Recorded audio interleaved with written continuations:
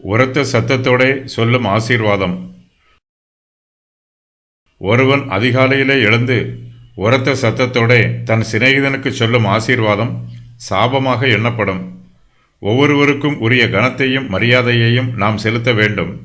ராயனுக்குரியதை ராயனுக்கும் கர்த்தருக்குரியதை கர்த்தருக்கும் கொடுக்க வேண்டும் என்பதே இயேசு கிறிஸ்துவின் உபதேசம். அறிவிலும் ஞானத்திலும் கற்பிலும் நற்குணத்திலும் சிறந்து விளங்குபவர்களை நாம் மனதார பாராட்ட வேண்டும். நமக்கு உதவி செய்கிறவர்களுக்கு நம்முடைய இருதயத்தின் ஆழத்தில் இருந்து நன்றி சொல்ல வேண்டும்.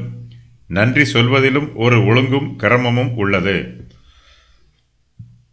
நாம் அதிகாலையிலே எழுந்து நம்முடைய சிநேகிதரை பார்த்து உரத்த சத்தத்தோட அவருக்கு ஆசீர்வாதம் சொல்லுவது ஆசீர்வாதமாக எண்ணப்படாது, அது சாபமாகவே எண்ணப்படும். அவர்கள் நமக்கு நன்மை செய்திருந்தாலும் நாம் அவர்களுக்கு முறைப்படி நன்றி சொல்ல வேண்டும். உரத்த சத்தமாக ஆசீர்வாதம் சொல்லுவது அதிக நன்றி சொல்லுவதற்கு இணையாகாது. மற்றவர்களை புகழும்போது அதிலும் ஒரு அளவும் கட்டுப்பாடும் இருக்க வேண்டும். அளவுக்கு அதிகமாக மனுஷரை புகழுவதும் நல்லதல்ல. ஒரு மனுஷனை அதிகமாய் புகழும்போது அந்த மனுஷனுக்குள் பெருமையும் ஆணவமும் இருமாப்பும் வருவதற்கு வாய்ப்புள்ளது. தற்புகழ்ச்சியை விரும்புகிறவர்கள் சோதனையில் சிக்கிக் கொள்கிறார்கள். முகஸ்துதி ஒரு கண்ணி, இதில் சிக்கிக் கொள்ளாதவாறு நாம் எச்சரிக்கையாய் இருக்க வேண்டும். அப்போஸ்தலர் பவுல் மேன்மை பாராட்டுவதை குறித்து கொரிந்தருக்கு எழுதின 2வது நிருபத்தில் இவ்வாறு சொல்லுகிறார்: இப்படிப்பட்டவனை குறித்து மேன்மை பாராட்டுவேன். ஆனாலும் என்னை குறித்து என் பலவீனங்களிலே அன்றி வேறொன்றிலும் மேன்மை பாராட்ட மாட்டேன். சத்தியமானதை நான் பேசுகிறேன். நான் மேன்மை பாராட்ட மனதாய் இருந்தாலும் நான் புத்தியீனன் அல்ல.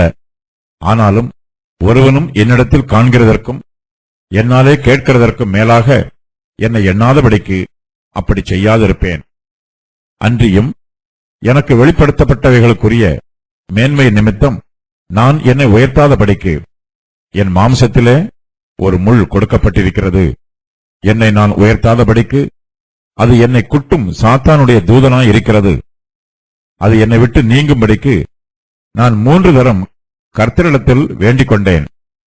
அதற்கு அவர், என் கிருபை உனக்கு போதும், பலவீனத்திலே என் பலம் பூரணமாய் விளங்கும் என்றார். ஆகையால் கிறிஸ்துவின் வல்லமை என்மேல் தங்கும்படி என் பலவீனங்களை குறித்து நான் மிகவும் சந்தோஷமாய் மேன்மை பாராட்டுவேன். 2 கொரிந்தியர் 12:5-9 வரை.